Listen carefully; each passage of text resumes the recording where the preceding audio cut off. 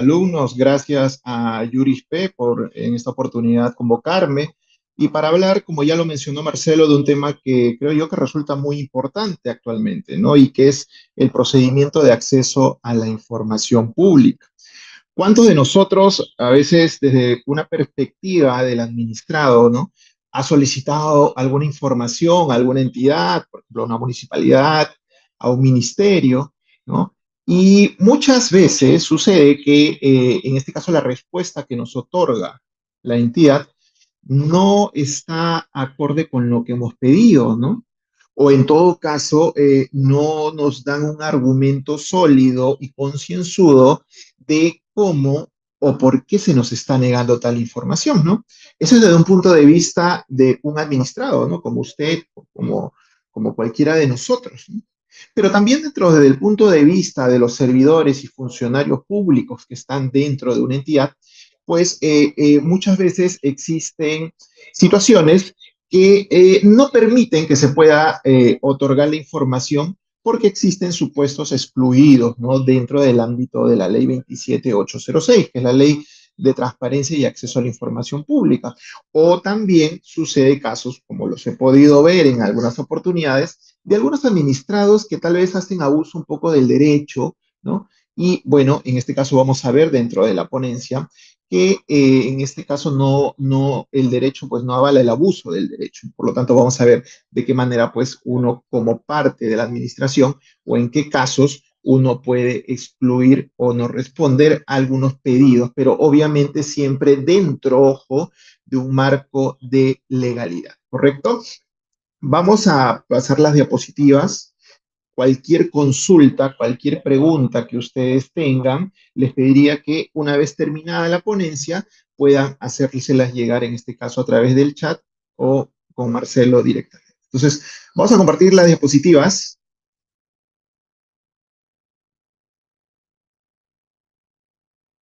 Se visualiza correctamente, ¿no? Entonces, básicamente la ponencia de hoy tenemos una hora, vamos a Disculpe, perdón que le condensar. corte, doctor. No sé si Sí, las puede maximizar las diapositivas. sí, correcto. A ver, dame un momento. Ahora sí, ¿se ve maximizada?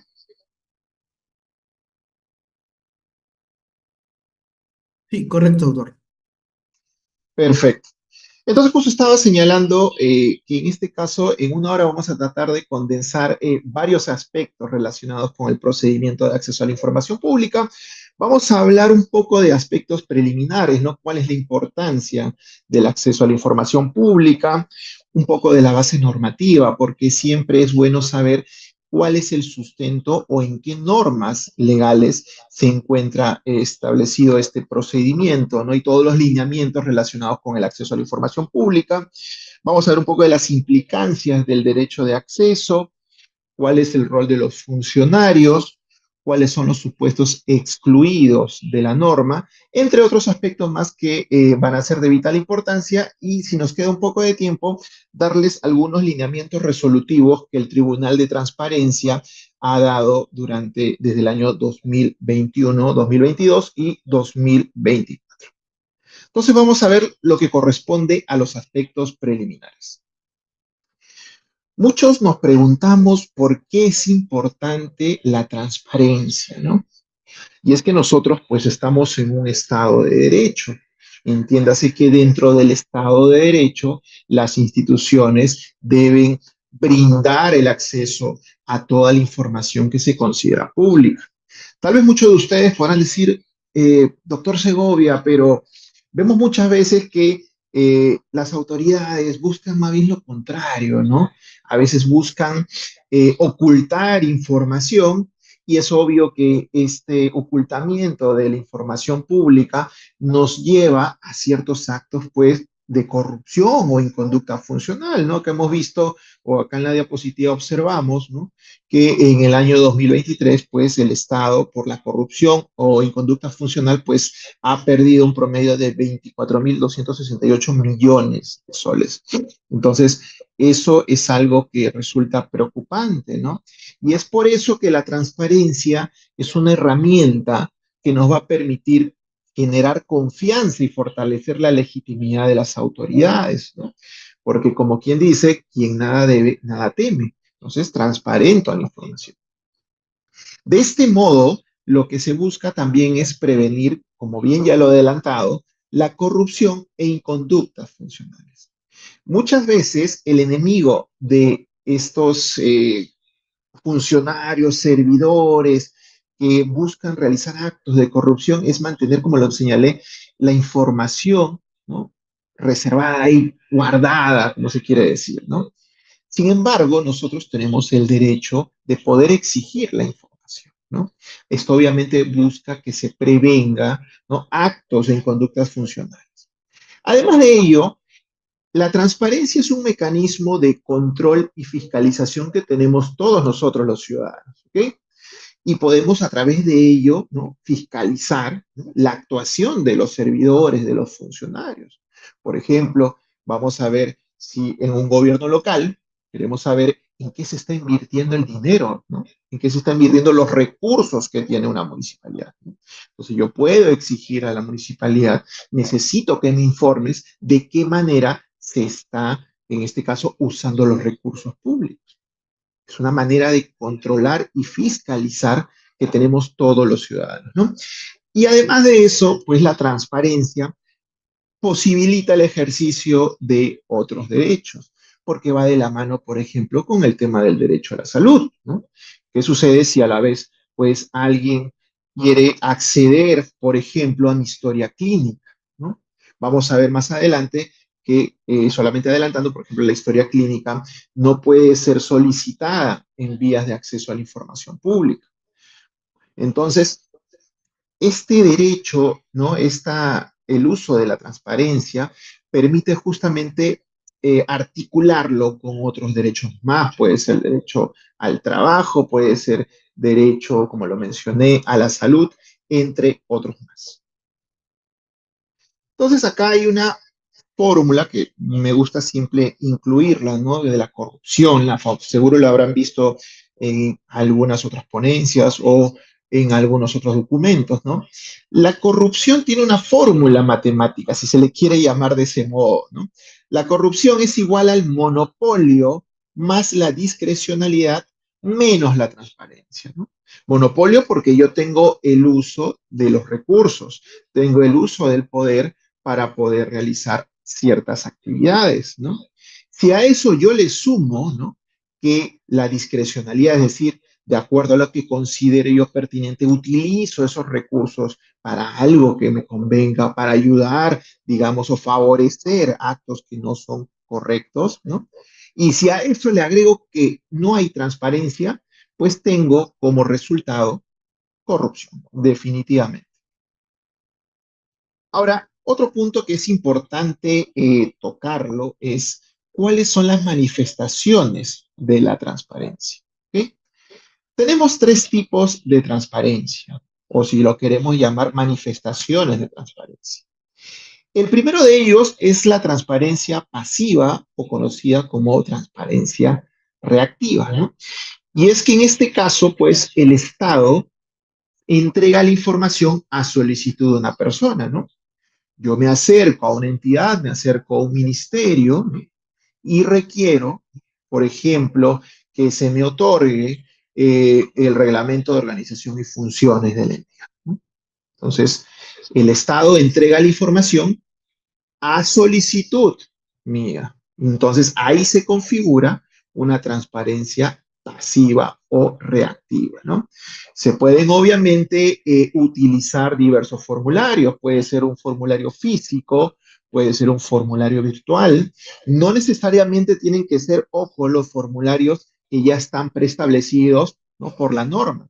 Vamos a ver que la ley 27806 y su reglamento permite que el administrado pueda elaborar, ¿no?, su solicitud, pero obviamente esta solicitud tiene que cumplir con ciertos requisitos, como es colocar el nombre completo, la identificación, ¿no? En este caso, que se coloque taxativamente qué es lo que yo necesito para que la institución, la entidad me otorgue, ¿no? Entonces hay que tener en cuenta ello porque a veces ha sucedido casos en los cuales la entidad no ha querido recibir un acceso, una solicitud de acceso a la información, señalando, estimado administrado, no se puede, en este caso, tramitar porque no está utilizando el formato que está preestablecido por norma, ¿no? Craso error, eso no puede suceder.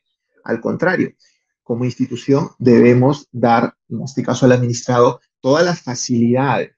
Claro está que del contenido de la solicitud que puede realizar el administrado, tiene que ser claro lo que está pidiendo. Por ahí algún momento me preguntaron, doctor Jorge, ¿qué pasa si un administrado simplemente se apersona a una institución y de manera verbal señala, quiero acceder al expediente tal, ¿no? Que es de una empresa tal. Entonces, se le puede, en este caso, acceder, permitir el acceso a esta información pública. Pues la respuesta es que sí, ¿no? El administrado, y vamos a ver que la ley 27806 y su reglamento permite que el administrado simplemente se apersone, pueda, en este caso, solicitar de manera verbal y la entidad está en la obligación de otorgar y en este caso permitir el acceso a la información con la que cuenta, ¿no? Obviamente hay ciertos aspectos que hay que tomar en cuenta, ¿no? A veces la información puede que no la tenga en este momento acá, puede que esté en un archivo central, en otro edificio, en otro local, y obviamente ahorita no puedo tenerla. Entonces, hay situaciones en las cuales uno tiene que evaluar para que si suceden estas cosas, el administrado se le señala una fecha para que pueda venir a revisar, por ejemplo, un expediente, tomarle fotos, eso no está prohibido. Cuando hablamos de transparencia activa, es lo contrario a la anterior manifestación que le señalé. Acá, por el contrario, el Estado publica información, ¿no?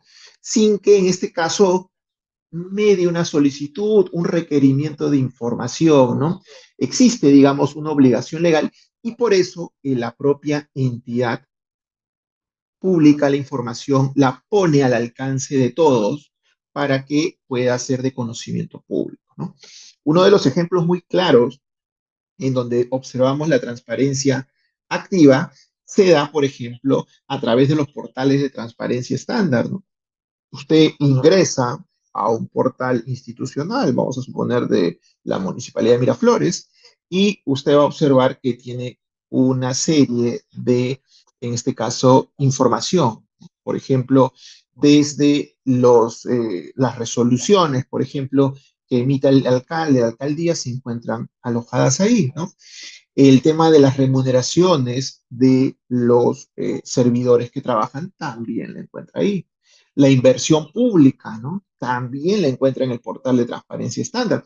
Es más, también se encuentra, por ejemplo, información relacionada con las visitas que pueden realizar los administrados a los funcionarios o servidores públicos. Entonces, eso tiene que estar anotado en un registro y ese registro se encuentra también alojado en los portales de transparencia, ¿no? Entonces, eso es de público conocimiento. O también otro ejemplo son las audiencias públicas de rendición de cuentas, ¿no? Muchos gobiernos locales realizan estas audiencias públicas en donde comienzan a transparentar la información, ¿no? Señalan, en este año se ha invertido tanto dinero en realizar estas obras, se ha invertido para mejoramiento, por ejemplo, de parques, jardines, recojo de basura, entre otros, ¿no? Entonces, la transparencia activa, recapitulando, pues es cuando el Estado publica información sin que medie una solicitud, ¿no? Y en el caso de la transparencia colaborativa o proactiva, en este caso, el Estado publica información de manera voluntaria. En la transparencia activa también lo hace, pero hay una obligación legal, ¿ok? En cambio, en la transparencia colaborativa no existe una obligación legal. Por ejemplo, muchos de ustedes se acordarán cuando hubo el tema de la pandemia, ¿no? Por la COVID-19. Entonces, en este caso se implementó una sala situacional, ¿no? Donde podíamos monitorear y verificar, por ejemplo, cuántas personas iban falleciendo sobre el tema del COVID, información relevante, ¿no? Que se colocaban en este tipo de plataformas o salas situacionales, ¿no? Si el Ministerio de Salud transparentaba la información, sin que haya una obligación, sin que alguien le diga o una norma le diga, por favor, tienes que publicarlo, ¿no? En este caso, el Ministerio de Salud, de manera voluntaria, pues ponía a público conocimiento toda esta información. Ahora bien, vamos a hablar un poco y de manera rápida, pero no menos importante, sobre el marco legal de la transparencia y el acceso a la información pública. Partamos de un inicio, ¿ok? Partamos de un estamento que se encuentra dentro de la Constitución Política del Perú. Nosotros revisamos nuestra Constitución, vamos al artículo segundo, numeral 2.5, y se reconoce en este caso, el acceso a la información pública. Hay un reconocimiento expreso de este derecho de acceso a la información pública. Más, te dice que no debe haber una causa que justifique ese acceso. Es decir, yo no tengo por qué decirle a la institución para qué quiero esa información. ¿Okay? Simplemente basta con que yo solicite la información. Quiero cuántas resoluciones se emitieron, ¿no? En este caso ministeriales, en el año 2024, por ejemplo, ¿no? Entonces, yo no tengo por qué decirlo si lo voy a utilizar esa información para una tesis, para un estudio, no tengo que justificar, ¿no? Entonces, el acceso a la información pública, estimados alumnos, en este caso tiene un asidero constitucional. Obviamente, de este punto, de este derecho constitucional que está enmarcado en el artículo segundo, en el año 2002 se aprueba la ley 27806, ¿no? Que es la ley de transparencia y acceso a la información pública.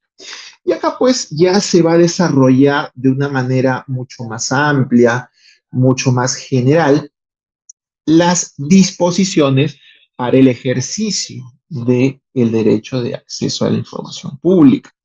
Hay plazos, procedimientos, excepciones, accesos, entre otros aspectos y lineamientos que ya vamos a encontrar en esta ley, ¿no? Al año siguiente, ¿no? Se modifica esta ley, ¿no? Y se amplía, en este caso, la ampliación de información obligatoria, ¿no? De sujetos que pueden acceder a la información clasificada, que lo vamos a ver también en unos momentos. Adicionalmente, se aprueba el Decreto Supremo 072-2003, PCM, que constituye el reglamento de la Ley 27806. Entonces, recuerden siempre que un reglamento lo que va a realizar es, digamos, un desarrollo mucho más pormenorizado de lo que se establece en una ley. ¿Okay? No es que vaya a agregar, vaya a cambiar el sentido de la ley, solamente que lo que va a hacer es disgregar. Va a desarrollarlo de una manera mucho más amplia para que pueda efectuarse, ejecutarse la ley de una mejor manera, ¿no? En el año 2013 se da una modificación al reglamento. Vamos a ver que en el año 2017, ¿no? Existe un reglamento del procedimiento sancionador de la ley. Se crea además, mediante el decreto legislativo 1353, la creación de la Autoridad Nacional de Transparencia y Acceso a la Información Pública, ¿no?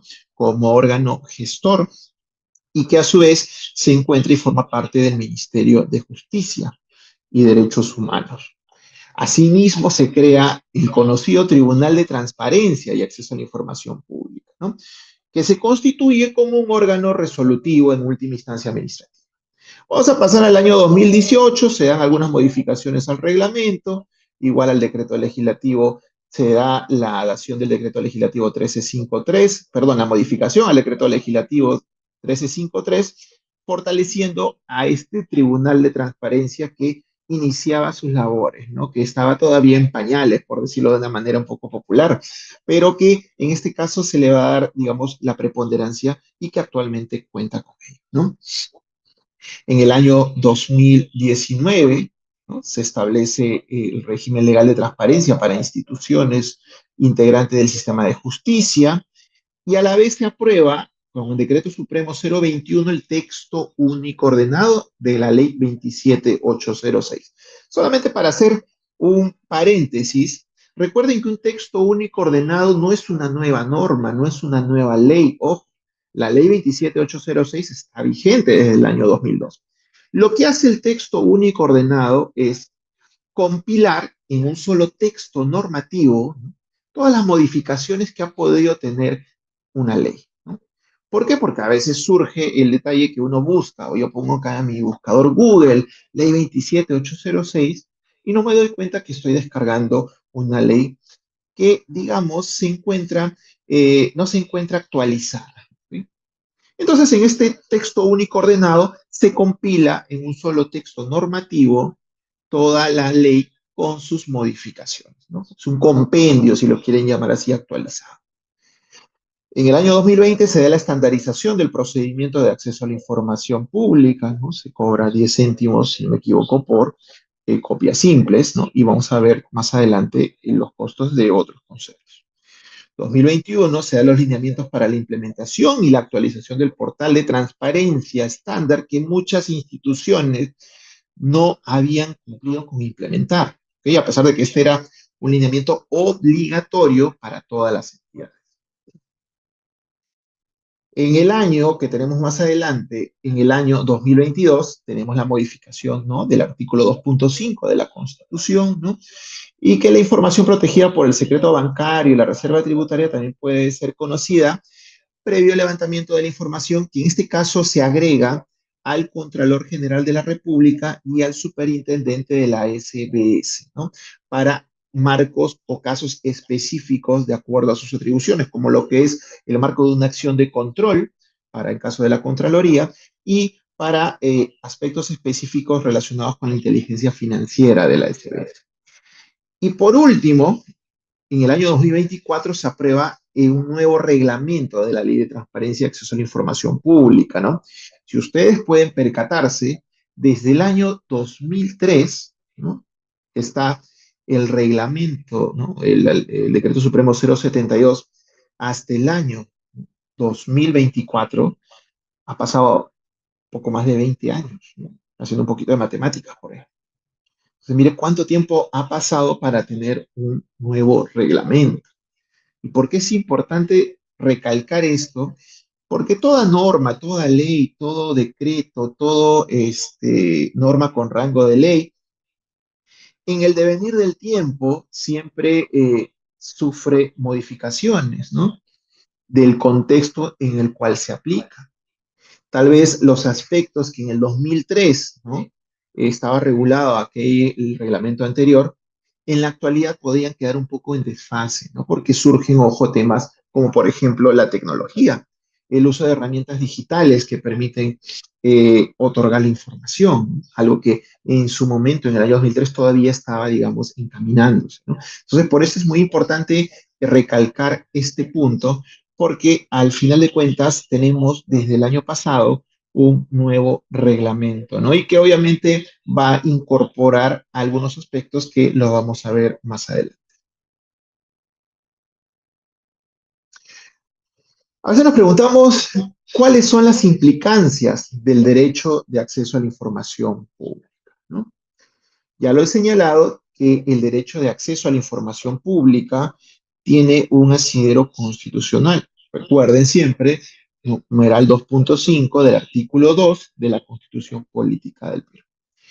El acceso a la información le pertenece a toda persona, ¿ok?, natural o jurídica. No solamente a la persona natural, porque por ahí a veces me consultaban, ¿no?, decían, doctor Jorge, una empresa, ¿no?, privada obviamente, ha pedido, ¿no?, que por vías de acceso a la información se le entregue una determinada información, ¿no? Entonces no le queremos entregar porque no es una persona natural. Y la persona natural es la única que puede pedir este acceso a la información, ¿no? Caso error, está equivocado. Porque una persona jurídica también puede solicitar acceso a la información pública. Entonces hay que tener un primer punto consciente de que el acceso a la información pública le pertenece o lo tiene o cuenta toda persona, ya sea natural o jurídica, ¿no? Este derecho a acceso a la información lo que faculta a todos nosotros es a solicitar y recibir información considerada pública. Cuando hablamos de información considerada pública, es todo aquel tipo de información que en este caso una entidad posea, ¿no? y que haya utilizado, pues obviamente, recursos públicos para ello. Eso es, en este caso, la información pública.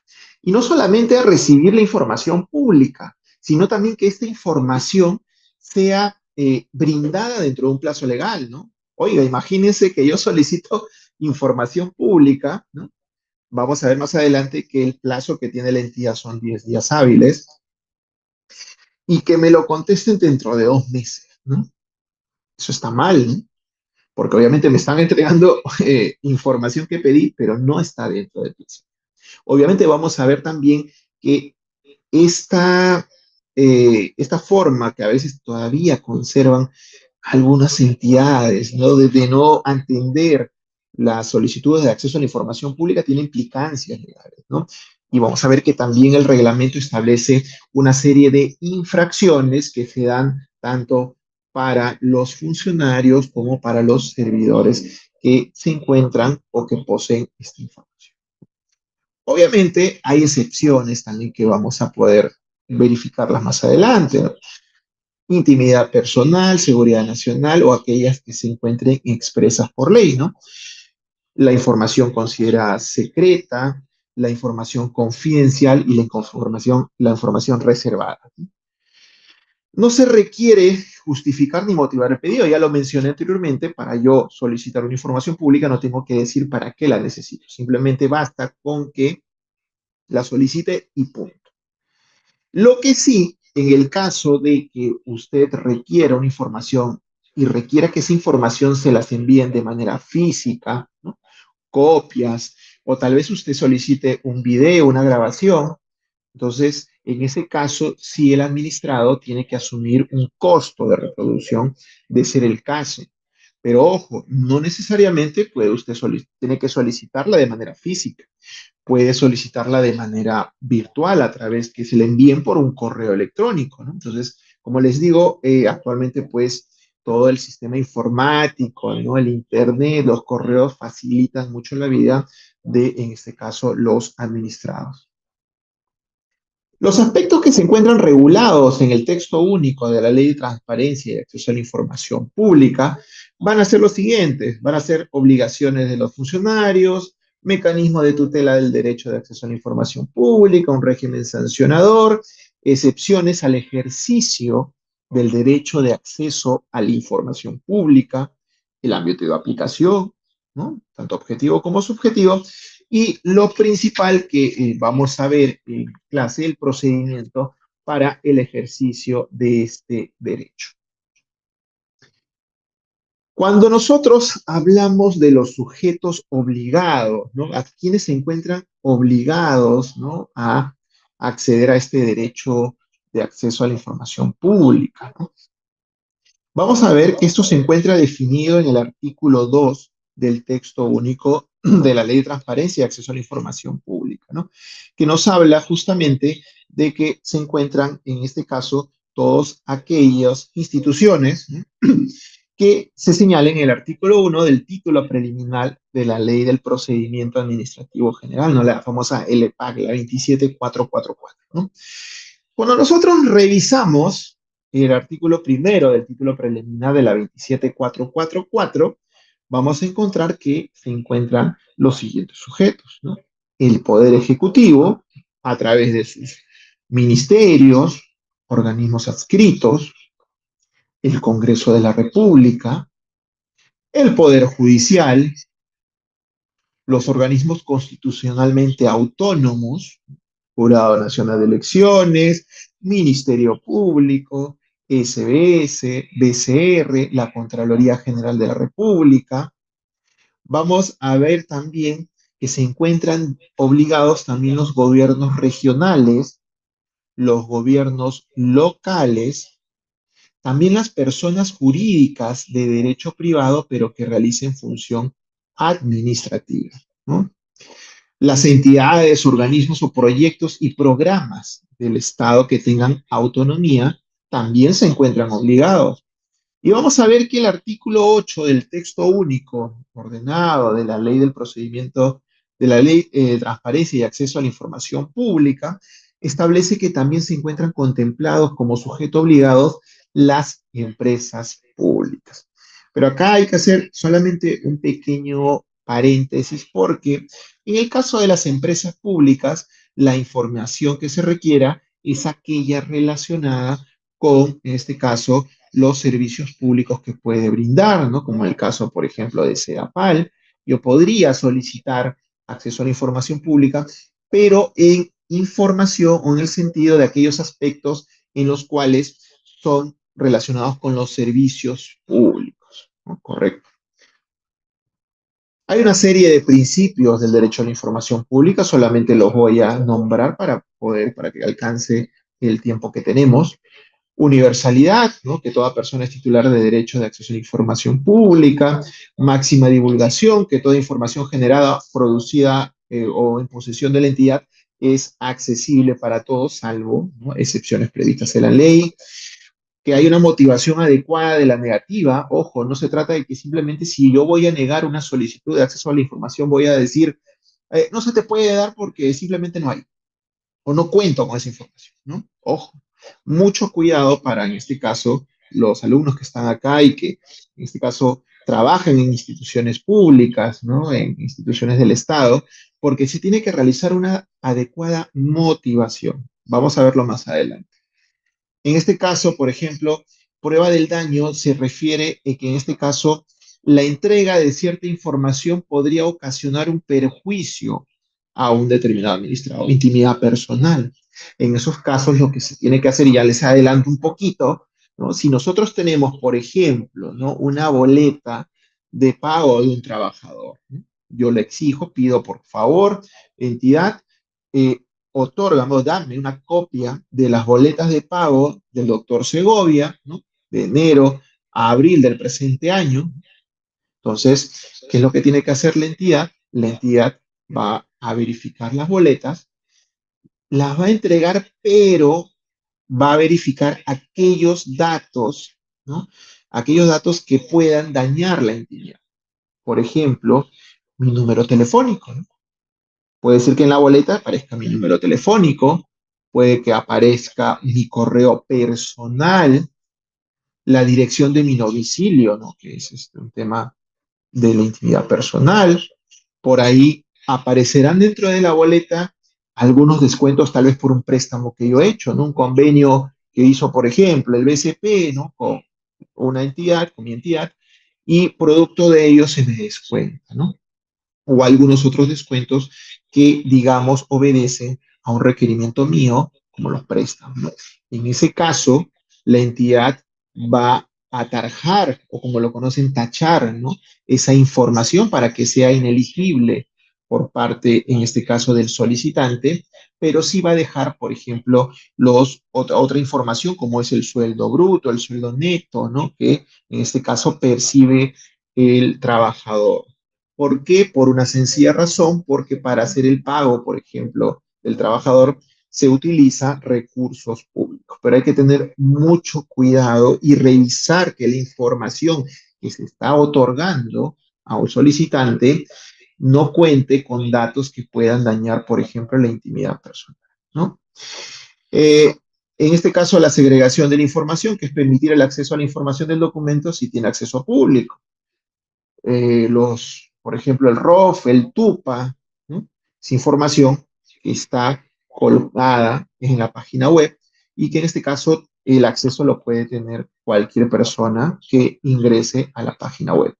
Un aspecto, y haciendo un paréntesis, muchos me preguntaron, doctor Segovia, a mí vino una solicitud de acceso a la información donde me pedían que le entregue el ROF y el TUPA de la entidad, ¿no? Yo le contesté, simplemente está colgado en la web. ¿Ustedes qué creen? ¿Que esta respuesta es válida? ¿Es una respuesta correcta? Pues no. Esta respuesta que se le dio en un momento no es correcta. ¿Por qué? Porque si bien la norma, vamos a ver que nos permite, ¿no?, remitir al administrador, señalarle, ¿no?, la documentación, la información que tú me pides está colgada, ¿no?, en la página de transparencia, en la página web, yo tengo la obligación como entidad de darle a ese administrado la ruta en donde está para que él, por ejemplo, si me la pidió de manera virtual, haga clic y simplemente le salga la información solicitada. Entonces yo no puedo sustentar y decirle, está en la página web, ahí está colgada, por ahí pues búscala, ¿no? Por ahí está ahí escondida, búscala. No. ¿No? Yo tengo que proporcionarle el link directo para que pueda descargarlo, ¿no? De manera rápida. Otro principio es el de gratuidad. Para ejercer el derecho, ¿no?, de acceso a la información no se requiere hacer un pago, ¿no? No es lo mismo como yo quiero una licencia de funcionamiento, tengo que hacer un pago, pagar. Requiero una licencia de construcción, tengo que pagar. En este caso, el acceso a la información es gratuito. Solo se paga, ojo, los costos de reproducción. Principio de oportunidad, la entidad tiene un plazo para entregar la información. La calidad de la información es otro principio, por lo cual la información debe ser cierta, actual, precisa y completa. Son 4 aspectos a tener en cuenta.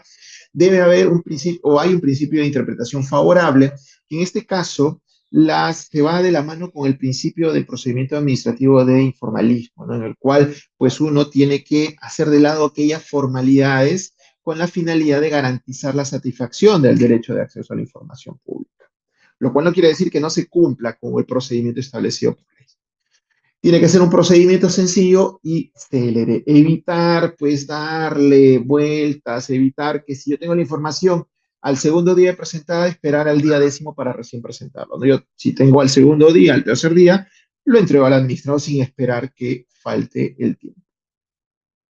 Rápidamente vamos a ver los funcionarios que intervienen, en este caso la máxima autoridad de la entidad. En el caso de un ministerio va a ser el ministro, en el caso de un gobierno regional va a ser el gobernador regional, en el caso de un gobierno local va a ser el alcalde, ¿no? Algo muy importante y que solamente voy a destacar algunos aspectos es que dentro de sus funciones como máxima autoridad tiene la posibilidad de delegar, en este caso, la designación del funcionario responsable de los accesos a la atención a las solicitudes de acceso a la información pública, el FRASAI, y del funcionario responsable del portal de transparencia, ¿no? Estándar. En este caso lo puede delegar en un secretario general o quien haga sus veces, ¿no? Y obviamente la máxima autoridad de la entidad tiene que brindar, en este caso, las condiciones adecuadas para que se puedan cumplir con las funciones tanto del FRASAI. Recuerden, FRASAI es el funcionario responsable de la atención de las solicitudes de acceso a la información pública, como del funcionario responsable del portal de transparencia estándar, ¿no? Aparte de ello, pues, la máxima autoridad de la entidad tiene que garantizar el acceso a la información sin que intervenga un tema de discriminación por sexo, edad, autoidentificación étnica, lengua materna. Tiene que promover al contrario, ¿no? Y también va a clasificar y registrar la información de carácter secreto y o reservado. Por otro lado, ya tenemos acá al funcionario responsable de atender las solicitudes de acceso a la información pública, y es el funcionario que se encarga de dar la respuesta al administrado, al solicitante, ¿no?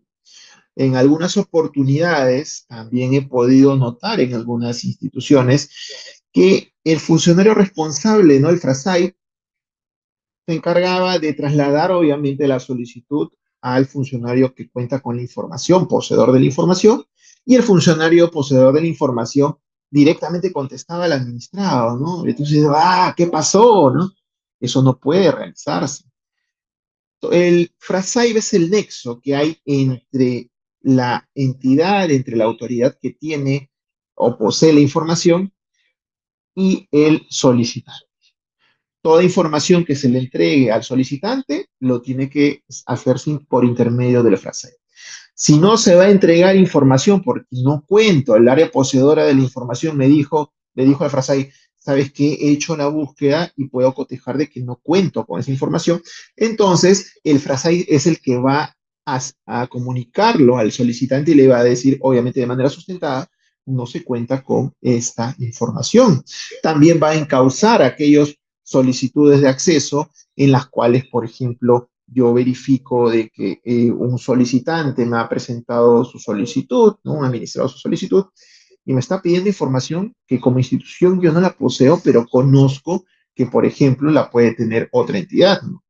Puede ser que la haya presentado a una municipalidad distrital, pero conozco que esa información la tiene la Municipalidad Metropolitana de Lima. Entonces el FRASAI es el que se encarga de encauzar, es decir, derivar esa solicitud, hacerla de conocimiento al administrador y llevarla, entregarla en este caso a la entidad que sí cuenta con la información para que sea atendido la solicitud, en este caso del administrado. Además, hay algo que es interesante. Comunica las presuntas infracciones al secretario técnico del procedimiento administrativo disciplinario, ¿no? En los casos de funcionarios o servidores que puedan cometer alguna infracción que se encuentra contenida en el reglamento de la Ley de Transparencia y Acceso a la Información Pública. El FRAPI, ¿no? Parece un frappuccino, más bien el nombre, pero el FRAPI es el funcionario responsable del área poseedora de la información, ¿no? Es quien cuenta con esa información, ¿no? Puede ser que un administrador solicite, valga la redundancia, una licencia, ¿no?, de edificación, ¿no?, que se encuentre en los archivos. Entonces el FRASAI lo que va a hacer es derivarla, en este caso, al funcionario encargado, al funcionario que cuenta con esa información, que es el FRAP.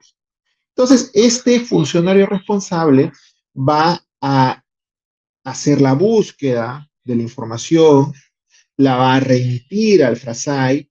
Este funcionario, el FRAPI, lo que va a hacer también es, en caso como hay una denegatoria, ¿no?, va a informar en este caso de que no se puede realizar porque no se cuenta, o fundamentar tal vez el uso de la prórroga, porque muchas veces solicitan, ¿no? Como pasó en el caso del Ministerio de Justicia, cuando se solicitaron una serie de expedientes de gracias presidenciales, ¿no?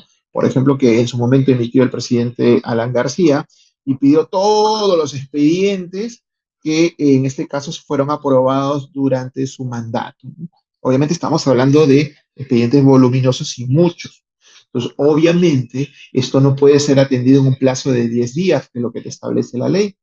Por ahí voy a demorarme más de un mes posiblemente. Entonces, en este caso, el FRAPI es que se va a encargar de fundamentar el uso de la prórroga.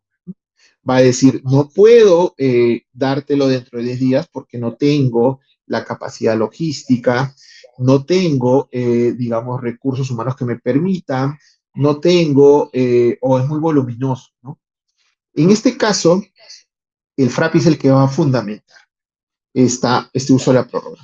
Pero algo interesante ahorita que me viene a la mente es cuando algunas áreas usuarias, algunas áreas que tienen la información, recuerdo que señalaban y sustentaban, mira, no tengo capacidad logística, no tengo ahorita, por ejemplo, me estás pidiendo un conglomerado de planos, ¿no? Y yo no tengo la máquina de ploteo, ¿no? O la máquina para poder imprimir los planos, ¿sí? ¿Bastará con que solamente diga ello? Y la respuesta es que no, porque la norma vamos a ver que actualmente te dice claramente que en este caso la falta de capacidad logística, de recursos, no solamente basta con señalarla, sino que tiene que estar sustentado en un documento previo. Entonces, para que yo haga valer esa falta de capacidad logística, falta de recursos humanos, pues yo tengo que haber señalado a la subgerencia de logística, a mi superior jerárquico, a la máxima autoridad administrativa, ¿no?, de la entidad, decirle, ¿sabe qué? No cuento con, por ejemplo, estas impresoras, es que por favor requiero de que me puedas brindar o comprar esta para poder atender, ¿no? No solamente basta con fundamentar el uso de la prórroga, sino que también tiene que tener una evidencia del sustento de lo que estoy señalando, ¿ok? El funcionario responsable del portal de transparencia estándar simplemente se encarga de implementar la información que contiene estos portales, recaba la información, ¿no?, la difunde a través de los portales y mantiene actualizada la información que se encuentra contenida en estos portales. Entonces, la pregunta que nos hacemos es, ¿qué es la información pública? Entonces, acá de una manera un poco amigable, vamos a ver que información pública es aquella creada, ¿no?, obtenida en posesión o bajo control de una entidad. Puede ser documentos escritos, pueden ser correos electrónicos, pueden ser fotografías, grabaciones de audio y video en soporte digital o cualquier otro formato. Entonces, este tipo de información que es pública es aquella con la que cuenta, posee la entidad, ¿no? y que es independiente de su financiamiento. ¿Cuáles son los supuestos excluidos, ¿no?, de la ley de acceso a la información, de transparencia y acceso a la información pública? Vamos a ver que existen 7 supuestos, ¿no? El primero, ojo, es los pedidos de información de los congresistas de la República, ¿no? Los congresistas de la República se rigen obviamente por lo que está establecido en la Constitución Política del Perú y por su reglamento del Congreso. Entonces, ellos no es necesario, ellos no piden información a través del acceso a la información pública. Ellos lo piden en base a la investidura y en este caso a la Constitución y al reglamento del Congreso. Doctor Segovia, pero el congresista o los congresistas pueden pedirme cualquier información o lo que le dé la gana, por decirlo así. No, porque tiene que pedir información que, ojo, esté relacionada con el uso de sus funciones, con sus funciones. Por ejemplo, cuando se forman estas comisiones investigadoras, obviamente tienen una finalidad, ¿no? Investigar a un determinado funcionario, un presidente, ¿no?, otro congresista. Entonces, a veces requieren de esa información. La pueden solicitar tranquilamente. Un congresista por sí solo que esté viendo que se realice, por ejemplo, una prestación adecuada de un servicio público, del acceso a servicios básicos como el agua, ¿no?, desagüe, luz, podrá solicitar también ese tipo de información porque está realizándola en aras de sus funciones. Otro supuesto excluido son los pedidos de información entre entidades públicas. Una vez pasó un caso muy particular, ¿no? Estábamos en una municipalidad, ¿no?, y verificamos que llegó una solicitud de acceso a la información pública que era firmada en este caso por el procurador público de otra municipalidad, ¿no? Entonces, para nosotros era algo anecdótico. ¿Por qué? Porque obviamente si una entidad requiere a otra entidad, ¿no?, información, esta se rige no por el acceso a la información pública, sino por el deber de colaboración entre entidades. No es necesario que otra entidad presente, ¿no?, su solicitud de acceso a la información, sino bajo el deber de colaboración regulado en la LPAC, vamos a observar de que basta con que lo solicite directamente a la entidad, ¿no?, bajo este deber de colaboración.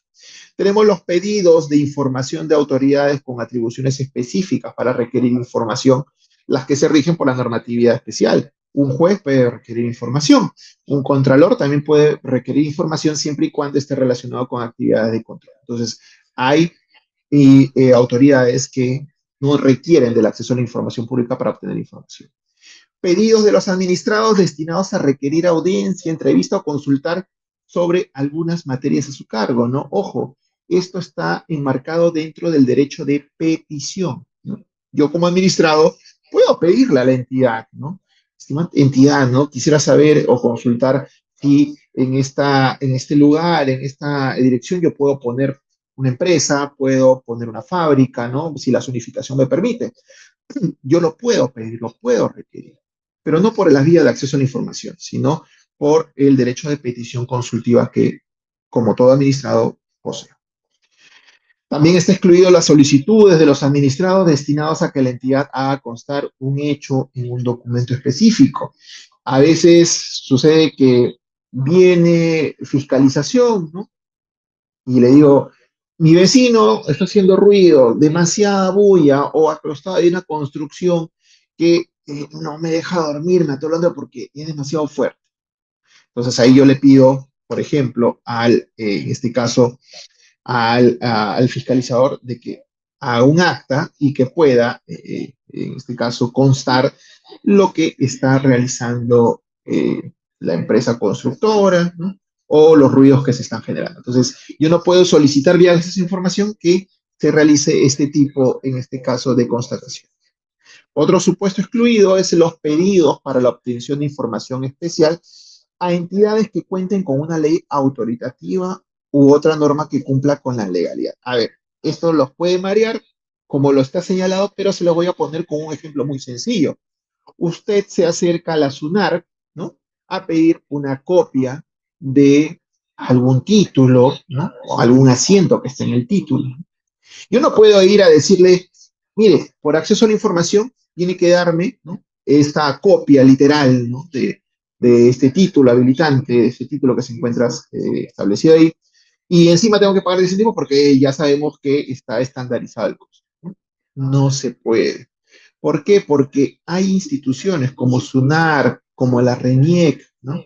Las cuales su sustento de sus funciones, de sus labores, es justamente este tipo de entrega de cierto tipo de copias, como las copias literales. Entonces, para ello, obviamente, la entidad tiene que tener una norma habilitante, una ley habilitante que le permita realizarlo. En supuestos establecidos por el Tribunal de Transparencia, se interpreta que la ley está relacionada con la ley propiamente dicha que emite el Congreso y el decreto legislativo, y que además esto se encuentre contemplado dentro del TUPA. Por ahí me preguntarán, profesor, y en el caso de las municipalidades tienen en el TUPA la serie de, hay un procedimiento que dice copias certificadas, ¿no? Pues en este caso no, porque digamos en una entidad como una municipalidad, como un gobierno regional, la finalidad de sus labores es brindar un servicio público, ¿no? Y como tal, como servicio público, en este caso, pues no es el core del negocio, el núcleo del negocio, por decirlo así, de la municipalidad, entregar copias certificadas, sino brindar servicios. A diferencia, por ejemplo, de la SUNAR, que su núcleo de negocio, por decirlo así, es entregar este tipo de copias. Tenemos una pregunta, no sé si les parece, por favor, al final la puedo responder, de estimado Emilio. Al final, terminando la ponencia, la voy a responder, no te preocupes. Y por último, supuesto excluido, tenemos a los pedidos de entrega de copias certificadas o fedateadas, ¿no? En el caso de que se solicite este tipo de copias, pues estas se rigen por el procedimiento diseñado para tales efectos por, en este caso, las entidades. Una cosa son los supuestos excluidos, supuestos en los cuales no se aplica lo establecido en la ley 27806, pero existen algunos supuestos en los cuales yo no estoy obligado a entregar información pública por más que esa información sea pública. Obviamente, en este caso, los supuestos de denegatoria que vamos a poder observar, lo voy a pasar rápidamente acá. No tiene información, ya. Primero, antes de ello, hablar un poco del abuso del derecho, antes de entrar justamente en este punto. Dentro de la experiencia que he podido tener en diversas entidades, sucede muchas veces que los administrados abusan de este derecho. Por ejemplo, ocurrió una vez que simplemente un administrado que era un caserito recurrente presentaba a cada rato solicitud de acceso a la información y requería de que, en este caso, eh, expedientes muy antiguos, expedientes en los cuales quería copias todavía, copias simples, expedientes de 7 tomos, ¿no? Y cuando se le pedía ya, te hemos hecho la liquidación, ¿no? Tienes que hacer el pago que sale por tantos folios, no venía, ¿no? Entonces muchas veces se quedaban a veces las copias ahí y eso obviamente genera un perjuicio a la entidad, un perjuicio que muchas veces pues obviamente la entidad tenía que asumir esos costos y al final no, no se entregaba. Entonces, tanto el nuevo reglamento como la sentencia del Tribunal Constitucional, algunas resoluciones y opiniones consultivas, que acá las dejo en la diapositiva para que ustedes puedan ahondar, establece pues que en este caso no se permite el abuso del derecho, ¿no? El nuevo reglamento establece, por ejemplo, que el pedido de información tiene que individualizar la información requerida. No, no es que simplemente yo pida, ah, bueno, dame las licencias. Le pido a una entidad, ¿las licencias de qué? De funcionamiento, las licencias otorgadas a los trabajadores en el ámbito de sus labores, licencias de edificación, ¿no? Entonces ahí tiene que individualizarse, ¿no? O sea, información que está pidiendo tiene que ser individualizada. El TC ha señalado pues, que en este caso no tiene por finalidad contribuir a la transparencia informativa y a la información de una opinión pública, ¿no? Puede generar en este caso el abuso del derecho un beneficio indebido o causar un daño a la persona, ¿no? Lo que justo hablábamos cuando hay información que es información pública, pero que contiene datos personales, datos que invaden mi privacidad, ¿no? Mi derecho a la intimidad. Entonces, yo no puedo hacer uso del derecho y entregar, ¿no? O requerir ello, al contrario. Por eso es que existen ciertos límites o mecanismos que limitan ello. Resoluciones que ha emitido el Tribunal de Transparencia, ¿no? Cuando el administrado actúa sin buena fe procedimental, fuera de la finalidad del procedimiento del acceso a la información pública y genera un daño a la administración pública, ¿no? Y es más, hay una opinión del año 2022, la opinión consultiva 34, donde establece que usted, si forma parte de la entidad, puede invocar y motivar el abuso de derechos, ¿no? Para no brindar una atención a ciertos pedidos de información extremos, ¿no? Pero obviamente eso involucra un análisis minucioso, motivado y caso por caso, ¿no? No se trata de que, ah, ya, hiciste ese abuso del derecho, punto. No, no, no, no. Se tiene que evaluar, se tiene que invocar correctamente esta medida y ante una eventual impugnación por parte del solicitante, el Tribunal de Transparencia es quien se va a encargar de confirmar o revocar la configuración en cada caso concreto. Por eso yo recomiendo, ¿no?, a los operadores administrativos que se encuentran dentro de este procedimiento que sustenten correctamente la posible existencia de abuso del derecho. Las excepciones de acceso a la información pública. Esto es algo muy, muy interesante porque voy a permitirme tomar o establecer acá en una pizarra virtual para explicarlo de mejor manera y esta es la parte del meollo del asunto. Entonces, ¿se visualiza la pizarra virtual, por favor? ¿Me confirman? Sí, doctor, sí se visualiza correctamente. Perfecto, muchas gracias. Entonces, vamos a ver que hay excepciones de acceso a la información pública. ¿Dónde encontramos esa excepción? La encontramos en los siguientes artículos. Artículo 15, artículo 16 y el artículo 17. ¿De dónde? Del TUO de la Ley de Transparencia y Acceso a la Información. ¿Ok? Hasta ahí tenemos la parte donde encontramos estas excepciones. Tenemos tres tipos de excepciones, ¿no? Acá vamos a poner excepciones. Vamos a agarrar. Vamos a ver que hay tres tipos de excepciones. La primera de ellas es la información considerada como información secreta. ¿Correcto? Artículo 15.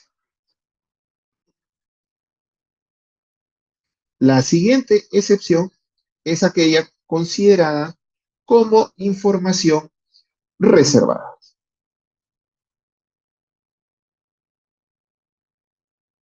Acá tenemos el artículo 16. Y por último, tenemos la información denominada confidencial.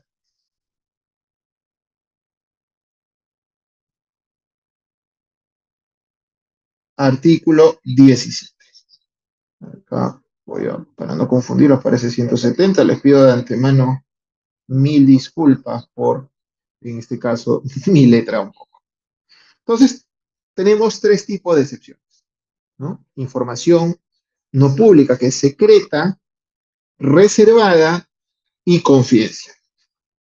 Cuando nosotros hablamos de información secreta, nos referimos a información de carácter militar o información de carácter de inteligencia. Hasta ahí estamos claros, ¿no? Para tener en cuenta este tema de la información secreta, ¿no? Información militar, por ejemplo, una información militar son aquellas, por ejemplo, compras que pueda hacer de armamento, tanques, ¿no? Aviones de la Fuerza Aérea, ¿no? Entonces yo no puedo solicitar esa información, ¿no? Los planes de inteligencia también. ¿Por qué? Porque obviamente si yo accedo a un plan de inteligencia, por ejemplo, de lucha contra la delincuencia, contra el terrorismo, voy a o voy a hacer peligrar, en este caso, la estabilidad de un país, ¿no? Entonces, cuando hablamos de información secreta, estamos hablando de información militar y de inteligencia. Hasta ahí estamos claros, ¿no? Cuando hablamos de información reservada, estamos hablando de información, por ejemplo, relacionada con relaciones externas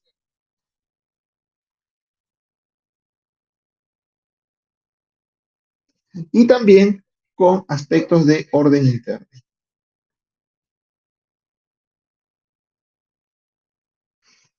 A veces las políticas que tenemos, ¿no? Porque formamos parte de una comunidad internacional, ¿no? De cómo vamos a, digamos, como país, vamos a pronunciarnos sobre una determinada situación que ocurre en otro país o las relaciones bilaterales que pueden haber entre los países forman parte de las relaciones externas, ¿no? Los convenios, ¿no? Los tratados, también es una información, digamos, para que surja este convenio, este tratado, pues obviamente hay una serie de informaciones que son relacionadas con este tema y que se consideran reservadas, ¿no? De orden interno también es aquella que permite que dentro de un país pues se pueda llevar un correcto control o un Estado de Derecho de manera correcta, ¿no? Y cuando hablamos tanto de información secreta, información reservada, la norma, en este caso la ley de transparencia y nuestro reglamento, establecen de que ambas tienen que tener una resolución, un acto, una resolución para que se declare dicha información como secreta, ¿no? O reservada,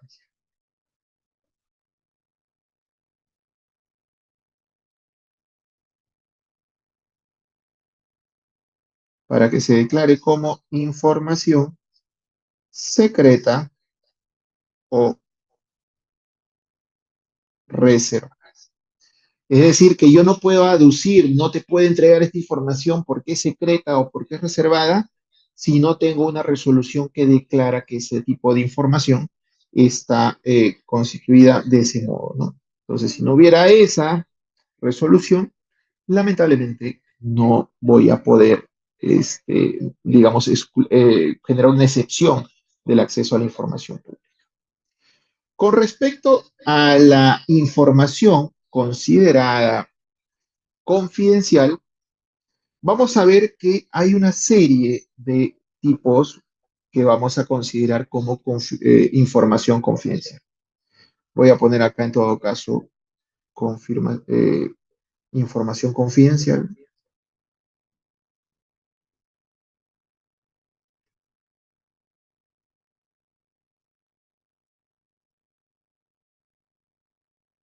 A ver, el primer supuesto de información confidencial, voy a poner acá con otro color para que se pueda diferenciar,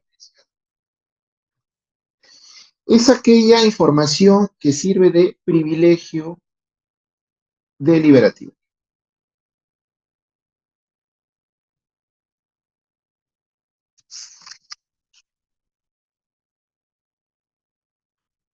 Doctor, y en el caso de privilegio deliberativo, ¿qué puede ser, no? Puede ser, en este caso, por ejemplo, aquella información, ¿no? Que contenga recomendaciones, consejos u opiniones que permitan, en todo caso, un proceso deliberativo o consultivo para la toma de una decisión, ¿no? Una decisión de gobierno, llámese gobierno nacional, gobierno local. Supongamos que un gobierno, vamos a hablar de un gobierno regional, ¿no? Desea aprobar o modificar, en este caso, su presupuesto, ¿no? Para tomar tal decisión, podría considerarse que en este caso los informes, aquella documentación que permita, ¿no? Tomar una deliberación sobre una decisión de gobierno, sea considerada como información confidencial. Pero ojo, Hay que tener en cuenta que si esta información, por ejemplo, la resolución que aprueba una modificación presupuestaria, yo la publico, en este caso ya estos informes, estas opiniones, dejan de tener el carácter confidencial y se vuelven de carácter público. Ojo, hay que tener en cuenta ello para que no vaya a haber algún inconveniente. Tenemos también como información confidencial los secretos. No me refiero a los secretos que podamos tener, ¿no? En nuestra vida personal. Ojo, nos referimos a cuatro tipos de secretos, ¿no? Vamos a ponerlo acá. Primero es un secreto que conocido como que todos lo conocen, el secreto bancario. Tenemos un secreto tributario. Creo que se me ha ocurrido. Tenemos el secreto tributario. Tenemos los secretos empresariales. Y tenemos los secretos bursátiles.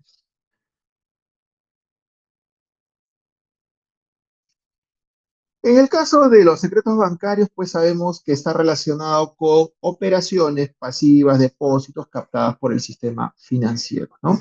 En el caso de los secretos tributarios, estamos hablando de cuantías y fuentes de la renta, los gastos, las bases imponibles, otros datos relativos, ¿no? A los temas tributarios. Cuando hablamos de secretos empresariales, incluye, por ejemplo, el secreto comercial, los secretos industriales o tecnológicos, ¿no? Que puede hacer uso y aprovechamiento para obtener una ventaja competitiva. Y por otro lado, los secretos bursátiles, pues, si ocasionan un grave perjuicio a lo que son el tema de emisiones de valores a terceros, ¿no? La bolsa de valores, secretos que en este caso no van a ser parte de la información confidencial. No confundir, ojo, con la información secreta, ¿no? Este es otro tipo de secretos que está relacionado con lo que les he mencionado. Un tercer aspecto que debe ser considerado, ¿no? Y que se considera como una excepción por ser parte de una información confidencial son aquellos, el ejercicio de la potestad sancionadora.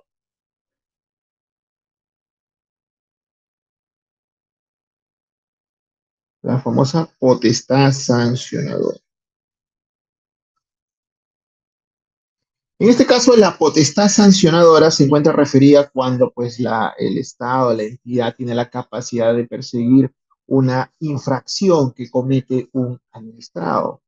Tal vez no tenga la autorización para realizar una actividad comercial, ¿no? La municipalidad puede iniciar un procedimiento sancionador, ¿no? Pero ojo, hay que tener en cuenta que no es absoluta la información que se dé dentro del ejercicio de la potestad sancionadora. Hay algo que tener en cuenta que esta excepción termina, digamos, cuando la resolución que pone fin, ¿no? La resolución que pone fin al procedimiento, al PAS, queda consentida.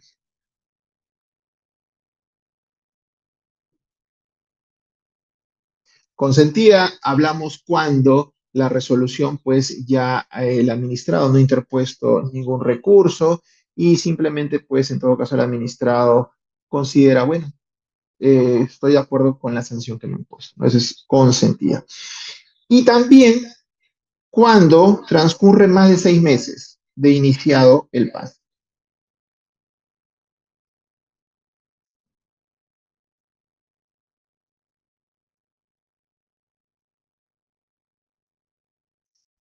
Algunos se preguntarán, doctor, pero en este caso el procedimiento sancionador, ¿no? Dura 9 meses más una prórroga de 3 meses, son 12 meses, ¿no? ¿Cómo puede ser posible en este caso que me diga que solamente son 6 meses? Hay que tener en cuenta de que uno u otro no involucra de que se incumpla, ¿no? Ambas cosas. Una cuestión es el tiempo que yo tengo para ser considerada que la información tramitada dentro de un procedimiento sancionador, ¿no? es considerada confidencial y otra cosa son los plazos que yo pueda tener, ¿no? Plazos, en este caso, para ver el tema de la prescripción, plazos de caducidad que se dan dentro de un procedimiento sancionador. Entonces, recuerden, el ejercicio de la potestad sancionadora, la información que se dé en base a eso, es información confidencial, salvo que se den algunos de estos dos supuestos. Vamos a pasar rápidamente. El número 4, ¿no? Y la cuarta, en este caso, criterio de información confidencial, las tenemos con respecto a las estrategias de defensa.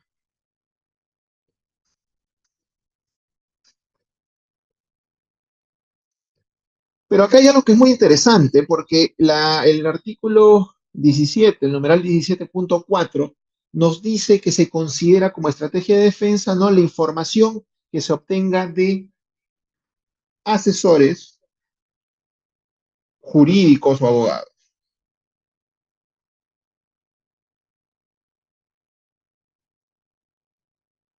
de obviamente las entidades de la administración pública y que su divulgación revele la estrategia adoptada.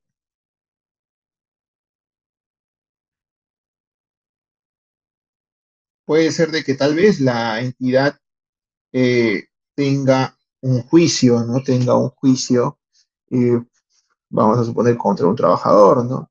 Entonces, obviamente, tiene que presentarse una demanda, ¿no? Entonces, para ello, yo quiero pedir, por ejemplo, como ministrado, ¿no?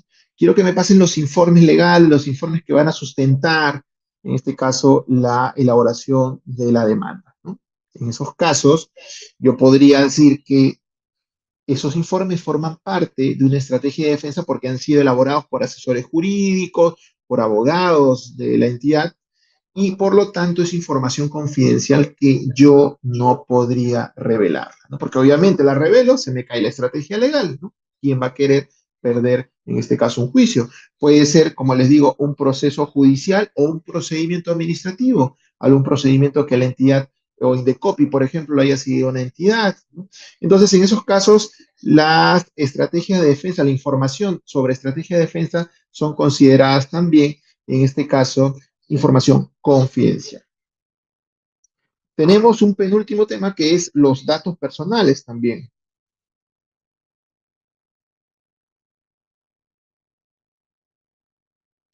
Los datos personales que se encuentren en información pública no pueden ser brindados, no pueden ser revelados porque, por una sencilla razón, se da una invasión a la privacidad.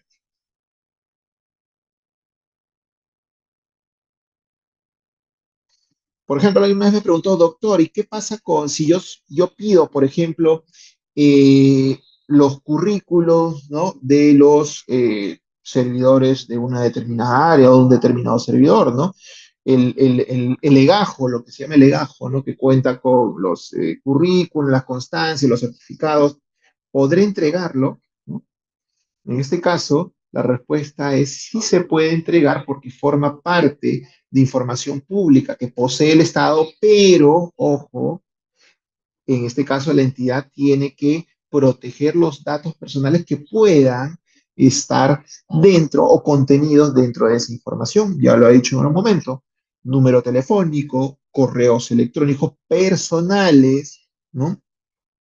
Alguna información, por ejemplo, si soy una persona discapacitada, alguna información que pueda violar mi intimidad, entre otra información que en este caso el funcionario que posee la información va a tener que revisar y va a tener que determinar dentro de el documento qué es lo que se va a entregar y si no, tacharlo o tarjarlo, como se le conoce de una manera un poco más técnica, si lo quieren llamar, ¿no?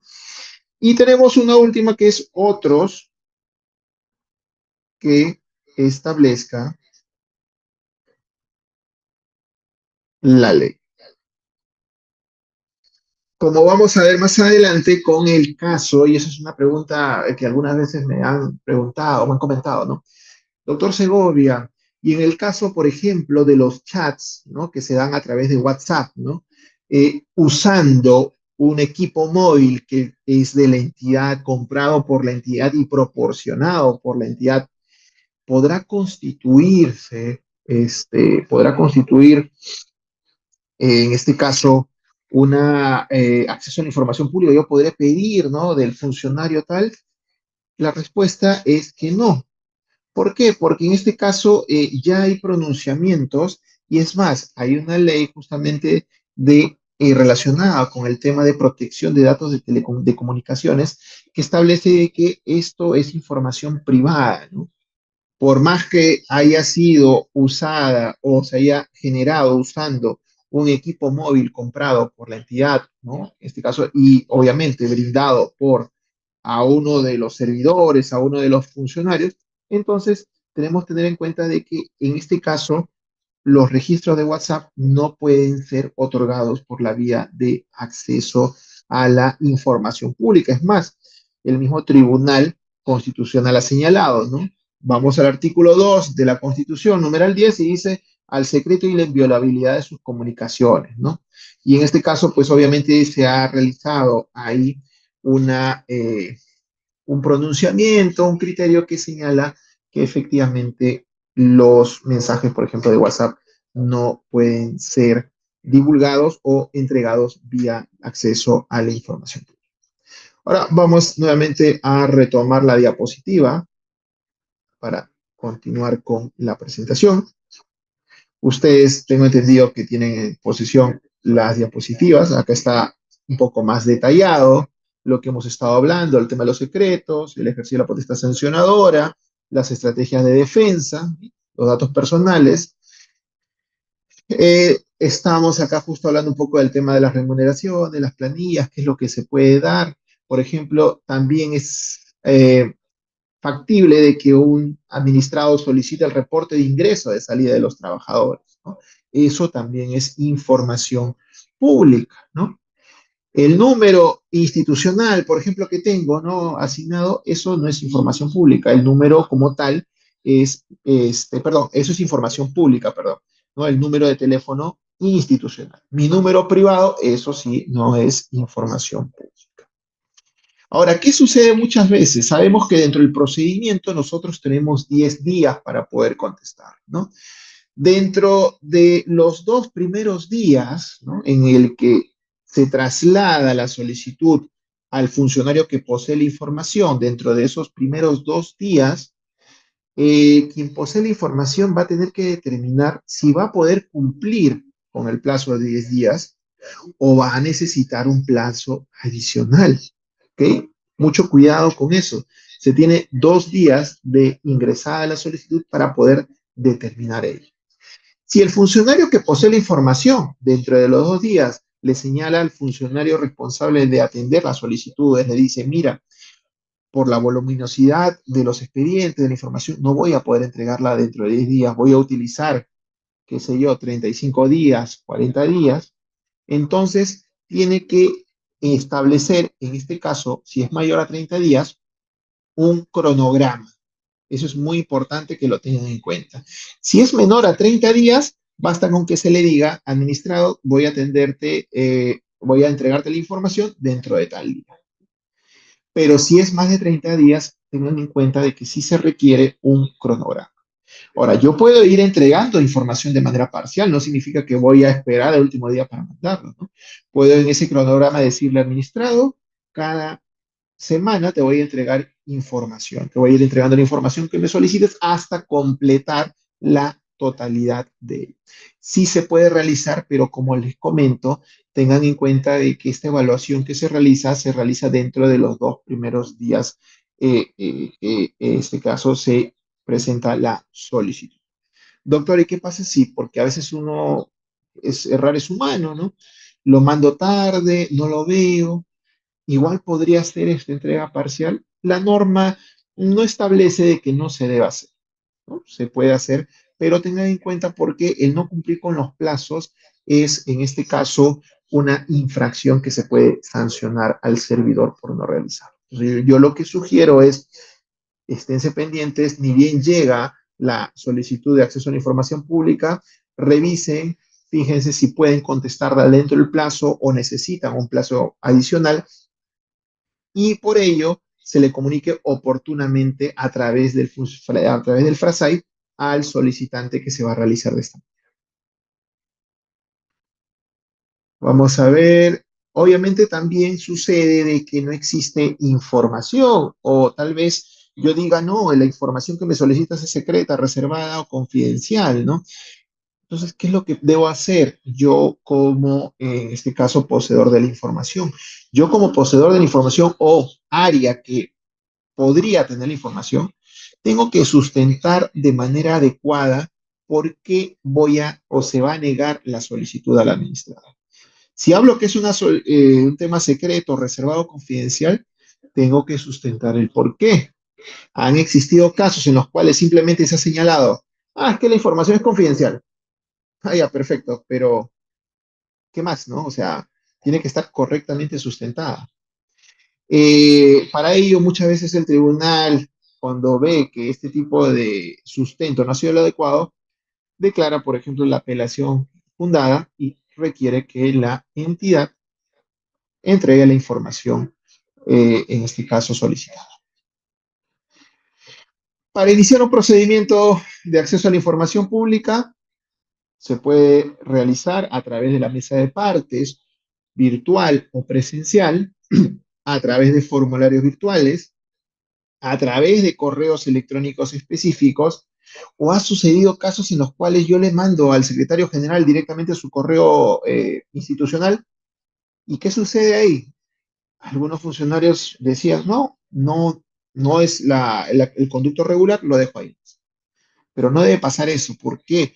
Porque nosotros como funcionarios, como servidores, tenemos el deber, la diligencia de encauzarlo de manera interna. Si a mí me llega una solicitud a mi correo institucional personal, yo lo que tengo que hacer es hacerlo de conocimiento, en este caso la unidad de trámite documentario, para que la unidad de trámite documentario pues ingrese esta solicitud, ¿no? De manera por el conducto o el canal regular, ¿no? Y de esa forma se pueda atender la solicitud de acceso a la información pública. Como les mencioné, no es necesario que se realice a través de los formatos preestablecidos. Se puede realizar a través de un escrito simple o basta con que el solicitante vaya a la entidad y pueda directamente requerir el tema. Ahora bien, hay algo que resulta interesante y es cuando hablamos nosotros del encauzamiento. ¿Qué sucede, por ejemplo, si el FRASAI va a o deriva la solicitud a una unidad orgánica pensando que tiene la información y esa unidad orgánica no es la unidad orgánica competente, sino es otra unidad orgánica? ¿Qué es lo que se debe hacer en ese caso? Lo que debe hacer el área o la unidad orgánica que no es competente, devolver al FRASAI para que el FRASAI lo pueda reencauzar, lo puede encauzar de manera interna al área que sí es competente para hacer la búsqueda y dar respuesta, ¿no? Eso es en el caso de los encauzamientos internos. Si yo conociera de que hay una entidad que yo no tengo la información, pero sí lo tiene otra entidad, se hará un encauzamiento externo, ¿ok? Para el encauzamiento externo, yo tengo 4 días para poder realizar este encauzamiento a la otra entidad. 4 días contabilizados desde que ingresó la solicitud de acceso a la información. Para el encauzamiento interno, en este caso, cuando el FRASAI deriva al funcionario que cuenta con la información, posee la información, solo se cuenta con un día mismo, contabilizado el mismo día en que fue entregada o derivada esta solicitud. Por eso hay que tener mucho cuidado con los plazos. Acá es una vista general del procedimiento sujeto a un plazo ordinario. Acá pueden ver, ¿no? Que hasta el día 2 se puede hacer la subsanación. Por ejemplo, que el administrado haya requerido en su solicitud y no haya sido muy claro, es ambiguo, es no, en contenido oscuro que no se da, pues yo tengo hasta el día 2 para poder pedirle que aclare o subsane, ¿no? Hasta el día 4, como lo ven, el encauzamiento externo, el día 9 se debe dar puesta a disposición de la liquidación del costo, ¿no? si es que hubiera el caso de que esté pidiendo al administrado información en físico, y a más tardar el día 10 deberá entregarse la información al administrado o denegarla de manera expresa. Profesor, doctor Segovia, ¿y qué sucede si pasó el día 11, 12, 13, 14 y no le respondí la solicitud? Pues ahí se configura una denegatoria tácita. Es como que la administración, la entidad hizo mutis, hizo silencio. Entonces yo como administrado al día 11 yo ya puedo dar por denegada mi solicitud y puedo ir al Tribunal de Transparencia para presentar mi apelación, ¿no? Lo que se conoce como un silencio administrativo negativo. Vamos a pasar rápidamente lo del encauzamiento que ya le hemos hablado, encauzamiento interno, el encauzamiento externo, los requisitos que debe tener toda solicitud, ¿no? Que son obligatorios: el nombre, apellido, número de DNI, domicilio, número de identificación, porque también puede ser una persona extranjera, domicilio, la expresión concreta y precisa de la información, ¿no? Lo que se conoce como asimetría informativa, forma o modalidad de entrega, si quiero en físico, si quiero virtual, firma o huella digital. Esos son los requisitos obligatorios que debe tener, ¿no? Adicionalmente, puedo configurar un correo electrónico si es que quisiera, ¿no?, que me entreguen de manera virtual, un número telefónico para contactarme, puedo poner la dependencia que posea la información, que tal vez yo conozca dónde está la información, entre otros aspectos que son opcionales. ¿Ok? Ya hemos hablado un poco de la subsanación, que se da dentro de los 2 primeros días hábiles de ingresada la solicitud. Yo le voy a requerir al administrado, ¿no? Y en este caso, el administrado, si lo hace dentro del plazo, ¿no? Si lo subsana, acá continuamos con el procedimiento. Si el administrado, ¿no? No subsana dentro del plazo esta atingencia que le ha hecho a la entidad, pues ya la institución puede archivar la solicitud y comunicarle al administrado el archivamiento respectivo. Los costos de reproducción actualmente son costos estandarizados desde el año 2020. No es que usted vaya a una institución y le va a costar una copia simple en formato A4 más caro que en otra institución, ¿no? Entonces, se estandarizaron estos costos. La copia simple en formato A4 cuesta 10 céntimos, la información en CD 1 sol, la información por correo electrónico gratuito, y en casos de otras formas de entrega de información física, pues ya cada entidad va a determinar el pago del derecho de tramitación, ¿no? En este caso debe estar en el texto único de procedimientos administrativos, señalados como TUPA. Lo que hablábamos ya un poco, las prórrogas que se va a realizar, ¿no? Ya de manera general, acuérdense que si es menor a 30 días, yo puedo simplemente decirle la fecha en la que voy a entregar, pero si es mayor a 30 días, tiene que haber un cronograma de entrega. Estos son los supuestos de prórroga: falta de capacidad logística, falta de capacidad operativa, falta de personal y pedido de información voluminosa. Las 3 primeras, como ya lo mencioné en un principio, deben tener como sustento un instrumento de gestión o un acto de administración interna, ¿no? Es decir, anterior a la solicitud. Es decir, que yo ya haya previsto que no tengo la capacidad logística y haya solicitado, ¿no?, de que se me brinde esa capacidad al superior o al área pertinente. Vamos a ver, bueno, el acceso directo, que también ya lo hemos visto, que está relacionado con que un administrado puede apersonarse a la entidad y directamente solicitar: quiero el acceso a tal expediente, a tal documentación, ¿no? No requiere de un formato escrito, tiene que realizarse dentro del horario de atención al público. Obviamente, en este caso, el funcionario tiene que custodiar la información y, en este caso, retirar o evitar la información que cuente con información privada, información de índole privado, ¿no?, que puede afectar mi derecho a la intimidad. Tiene que realizar, una vez de que el administrado terminó el acceso a ese documento, generar una constancia de recepción. Vamos a pasar rápidamente porque ya me parece que estoy con la hora, creo que me he excedido.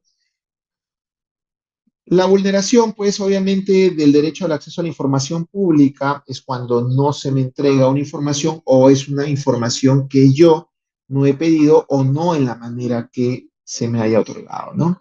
Puede ser un silencio administrativo cuando la entidad no te contesta, ¿sí? Y simplemente deja pasar el tiempo. Cuando se me pide de que yo pague algo que no está establecido en los costos estandarizados, cuando hay una irrazonabilidad del plazo de la prórroga, ¿no? Y yo le digo, oye, te pido solamente una hoja y me dices que va a demorar 3 meses en dármela, ¿no? No es algo irrazonable. Cuando la entrega de la información, pues, se da de manera distinta a lo que yo he requerido y cuando hay una respuesta clásica ambigua que no es satisfactoria. ¿Qué hacer ante ello? Tienen dos opciones. Irse en la tutela administrativa, es decir, ir ante el Tribunal de Transparencia y de Acceso a la Información Pública y presentar el recurso de apelación, ¿no? El recurso de apelación, recuerden que por norma general tiene usted 15 días hábiles desde que a partir del día siguiente de notificada la respuesta o de cumplido el plazo y no existir una respuesta, ¿no? Una respuesta ficta denegatoria, ¿no? Se puede realizar en acudir, en este caso, al Tribunal de Transparencia. Puede realizarlo también en la vía del habeas data ante el juez encargado, el juez mixto o el juez civil. Para eso usted también tiene un plazo de 60 días desde que en este caso se cometió, digamos, la vulneración a este derecho de acceso a la información. Vamos a pasar rápidamente la tutela judicial, justo lo que hablaba, ¿no? El habeas data o la acción, ¿no? El proceso de habeas data. Y por último, simplemente señalar de que existe un régimen sancionador en materia de transparencia y acceso a la información pública. Valga verdades, en este caso, la misma entidad es la que se va a encargar de imponer estas infracciones a los funcionarios, como incumplir, por ejemplo, con lo ordenado, ¿no? Por el Tribunal de Transparencia. A veces dice, entrégale la información dentro del plazo de 7 días. Yo incumplí con esta entrega, es una infracción muy grave. Hay infracciones muy graves, graves y leves, ¿ok? Entonces, acá van a tener en las diapositivas un poco más disgregado cuáles son esas infracciones, negarse a recibir las solicitudes, en este caso, no designar al funcionario responsable, ¿no? De las solicitudes de acceso a la información pública. Y vamos a ver infracciones leves que son no encauzar lo que estábamos hablando, ¿no? Dentro de los plazos y omitir la comunicación. Obviamente las sanciones que se dan por este incumplimiento y por la comisión de infracciones van a ser amonestaciones escritas, suspensión sin goce de haber entre 10 y 180 días, multa no mayor a 5 UITs, destitución e inhabilitación. Obviamente, para este régimen sancionador se tienen que aplicar las directivas y normas que se encuentran establecidas por Servio. Hasta ahí llega mi participación. Gustosamente de poder escuchar algunas consultas, preguntas que puedan tener. Disculpen si me he excedido un poco de tiempo, estimado moderador, pero creo necesario de que haber ampliado un poco, y aún así queda chico todavía, hablar un poco del procedimiento de acceso a la información pública. Por supuesto, doctor. No, ha sido una clase bastante interesante y en esta medida vamos a trasladar todas las preguntas que han llegado al chat interno. También hay una pregunta, me parece, en el chat externo. Vamos a trasladarla en esta oportunidad, doctor. Nos indica, buenas noches, muchas gracias por la claridad, doctor. ¿Podría profundizar en los criterios prácticos que usan las entidades para denegar el acceso argumentando información secreta o reservada? Correcto. Bien, en el caso, como lo mencioné, de información secreta, estamos hablando pues de información relacionada pues con el orden interno, relacionada con información militar. Entonces, no es posible, por ejemplo, que una municipalidad pueda negar o no pueda entregar la información diciendo, no, es que la información que tengo es secreta, porque la información secreta ya hemos visto que se encuentra configurada por estos tipos de aspectos, ¿no? Y además tiene que tener una resolución que declare que la información es secreta. En el caso de la información confidencial, en este caso, la entidad va a tener que sustentar el por qué no se va a otorgar, ¿no? Porque invade la intimidad personal, porque, por ejemplo, se encuentra dentro de un procedimiento administrativo sancionador. He visto y soy consciente de que muchas entidades adolecen de ese punto. No sustentan correctamente el por qué se va a considerar información confidencial, ¿no? Y ese es un punto que considero yo que los funcionarios y los servidores deben tomar en cuenta a efectos de evitar de que cuando esto pase al Tribunal de Transparencia en vía de apelación, vaya a declarar fundado el recurso y ordene, en este caso, la entrega de la información, porque a veces, muchas veces sí es una información confidencial, pero lamentablemente, pues, no es argumentada o sustentada correctamente, ¿no? Y eso hace que muchas veces las entidades, pues, pierdan, digamos, en este caso, el recurso de apelación, ¿no? Muchas gracias, doctor. Pasamos a la siguiente pregunta. Nos dice, doctor, felicitaciones por la ponencia. Si una entidad entrega información incompleta, ¿cuál es la vía más efectiva para reclamar? ¿Una solicitud nueva o una apelación directa? Nos dice. Lo que pasa es que ahí hay un aspecto que hay que tomar en cuenta, ¿no? Si la entidad, ¿no?, te otorga información incompleta, está incumpliendo sus deberes y sus funciones de acceso a la información. La entidad tiene que entregar, ¿ok?, la información. Entonces, lo que yo recomendaría es ir en vías de apelación al Tribunal de Transparencia. Obviamente, esto toma su tiempo para que pueda, en este caso, el tribunal, una vez que declara admitido el recurso, tiene 10 días hábiles para pronunciarse, y si efectivamente la entidad lo entregó la información incompleta o no fue lo que yo solicité, el tribunal va a emitir una orden, va a ordenar a la entidad: entrégale al administrado, entrégale la información que te solicitó en un plazo de 5 días, 4 días o hasta 7 días.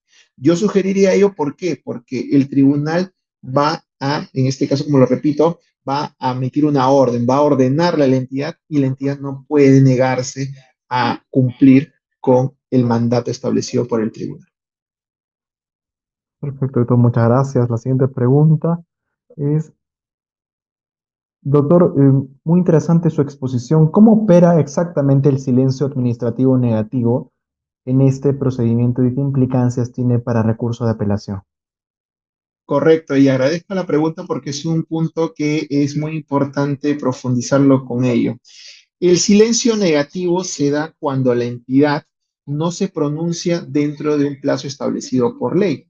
En el caso del acceso a la información pública, sabemos que tenemos un plazo de 10 días para poder pronunciarse, si es favorable o no es favorable, ¿no?, el pedido solicitado, ¿no?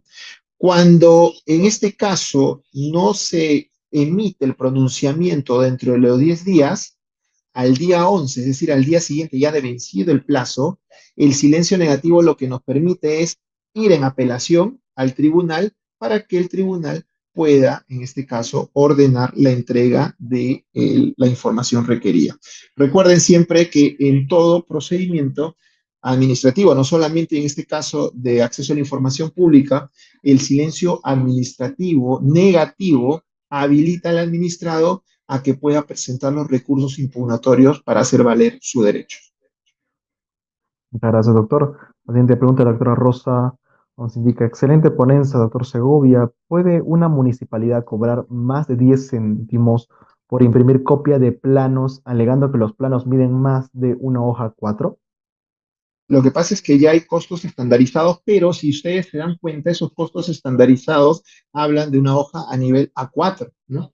En este caso, imprimir una copia de un plano implica utilizar otro tipo de hoja, pero hay que tener en cuenta que en este caso, para que pueda darse un cobro justo y completo, tiene que estar obviamente dentro del TUPA, y ese TUPA obviamente está validado de una municipalidad, en este caso por la Municipalidad Metropolitana de Lima, en el caso que fuera pues en el ámbito de la jurisdicción de Lima, ¿no? Entonces, en ese caso sí se podría realizar un cobro, pero siempre y cuando esté validado dentro del TUPA. Muchas gracias, doctor, por su respuesta. Pasamos ahora a la siguiente pregunta. Nos indica, buenas noches y gracias. ¿Qué sucede si un administrado solicita información por transparencia y que luego de verificar su entidad resulta que esta persona tenía consignado un DNI y dirección domiciliaria que no le corresponde? ¿Debe ser atendido de igual forma? A ver, entiendo que la pregunta va por el lado: si yo presento una solicitud de acceso a la información pública, ¿no? Y, digamos, me confundí, puse otro DNI y puse otra dirección, hay que tener en cuenta de lo que se debe privilegiar y ponderar es justamente el acceso al derecho a la información pública. Si hay algunos datos en los cuales yo como entidad verifico que no están correctos, lo que voy a pedir en todo caso es subsanarlos. Pero si son datos que yo puedo encontrar, por ejemplo, si como entidad yo tengo, en este caso, acceso a la RENIEC y verifico que efectivamente el señor se ha equivocado en colocar uno de sus dígitos de DNI, pero sí confirmo en este caso que el administrado es la persona que está pidiendo, yo tengo que aplicar el principio de informalismo y ponderar la finalidad de lo que se está pidiendo, es decir, el acceso a la información pública. Entonces, sí podría atenderse, pero hay que tener en la tingencia de que siempre y cuando sean aspectos que no incidan o no impidan pronunciarse sobre el fondo. Muchas gracias, doctor. Pasamos a la última pregunta. Nos indica, doctor, ¿cuál es el plazo para apelar una petición por la ley de transparencia? El plazo para apelar, ¿no? Una denegatoria o tal vez una falta de pronunciamiento ante el Tribunal de Transparencia y Acceso a la Información Pública es de 15 días hábiles, ¿ok? Se contabilizan a partir del día siguiente en que fue notificada la respuesta o en el caso de un silencio negativo, pues cuando al día siguiente de que se venció el plazo y que la entidad no, en este caso, no cumplió con responder. Muchas gracias, doctor, por su respuesta y en esta medida, en nombre de Juris.p y de todos los asistentes, quiero expresar mi más sincero agradecimiento al doctor Jorge Alejandro Segovia Cáceres por su excepcional presentación en esta sesión de El procedimiento de acceso a la información pública. Ha sido un verdadero honor contar con su valiosa participación, doctor. Por supuesto que ha enriquecido bastante este tema. Asimismo, doctor, tal vez algunas últimas palabras para despedir a los participantes, por favor. Sí, primero, nuevamente, mi agradecimiento con Jurispe por permitirme estar acá, poder difundir un poco más del derecho administrativo, específicamente hoy día, ¿no? El acceso a la información pública. Soy muy agradecido con ustedes, muy agradecido con todas las personas que han podido participar. He visto que por momentos hemos ido hasta 45, 50. Entonces, para mí es grato poder difundir el derecho administrativo en especial. Y nada, simplemente les recomiendo siempre profundicen el conocimiento, lo que acá buenamente podemos los docentes entregarle a ustedes, profundícenlos y vayan más allá. Muchas gracias, gracias a todos por su participación.